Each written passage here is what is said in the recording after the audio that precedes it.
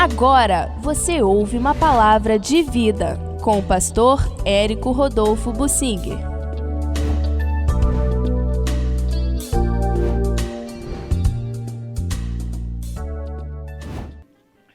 Ana teve coragem, motivada pela fé, de entregar seu filho a um sacerdote velho e condenado por Deus.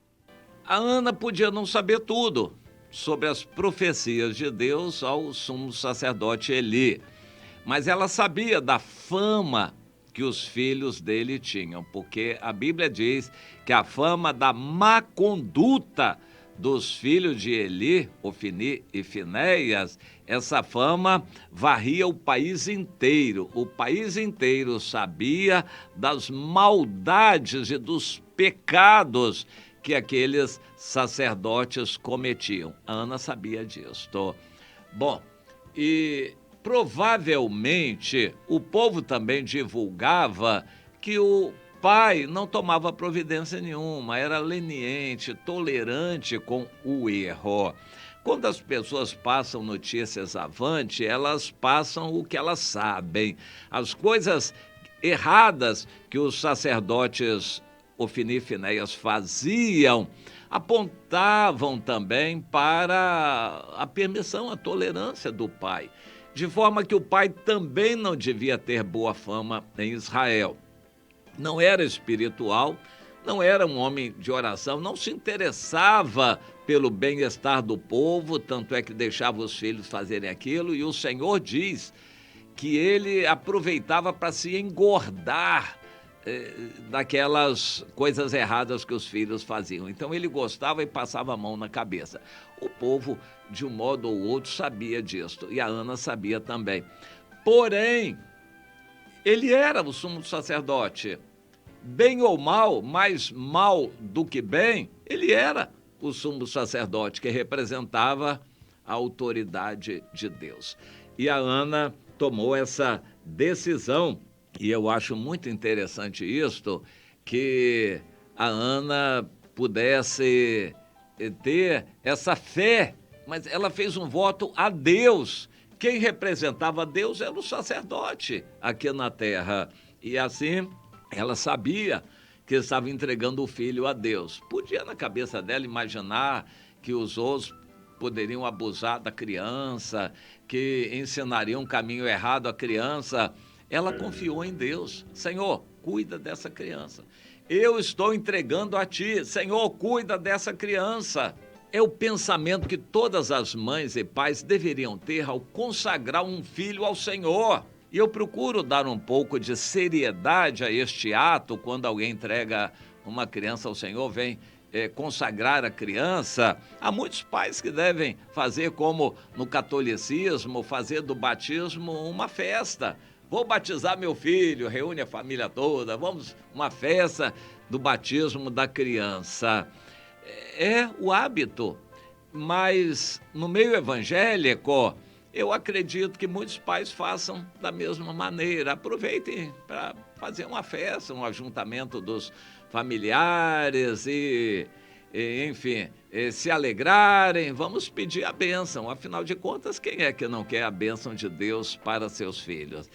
O entendimento de muitas pessoas é que vão levar a criança para o pastor orar pela criança, para receberem bênção de Deus. Bênção todo mundo quer, mas o conceito bíblico não é este. Os pais deviam apresentar os filhos primogênitos ao Senhor.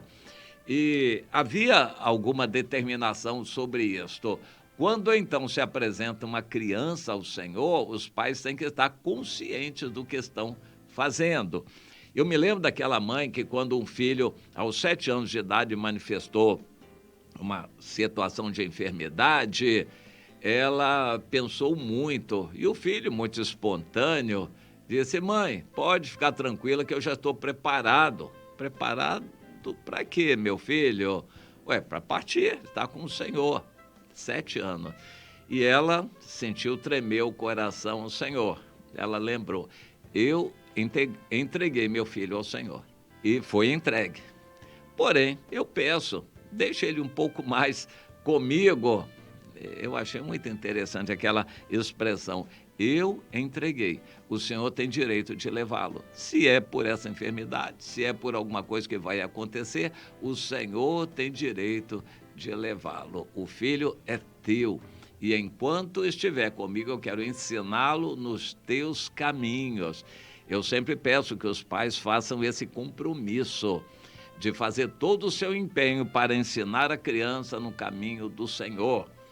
Não tem que esperar a criança crescer para ensinar as coisas de Deus. Tem que ensinar enquanto é pequena, que ela aprende. Quando crescer, já não aprende mais. Tem que ensinar enquanto é pequena. Ensina a criança no caminho que deve andar. Ensina a criança no caminho do Senhor. O apóstolo Paulo estabeleceu que uma das condições para alguém ser líder na igreja é que crie os filhos na disciplina do Senhor. Um pai que não cria os filhos na disciplina do Senhor não pode ser líder. Na igreja, ele não tem testemunho, vai ser como o sacerdote Eli, não tem testemunho. E vai ser um fracasso. Uma das condições para ser líder na igreja é que seja líder em casa. Se alguém não governa a sua casa, como é que vai governar a igreja do Senhor? Tem que governar bem a sua casa, ter os filhos criados sob disciplina do Senhor. E isso desde novinhos. E a Ana teve essa coragem de entregar e falou para o sacerdote, sacerdote, eis aqui a tua serva que pedia esse filho, o Senhor me deu, me atendeu, então eu trago como devolvido ao Senhor por todos os dias que viver.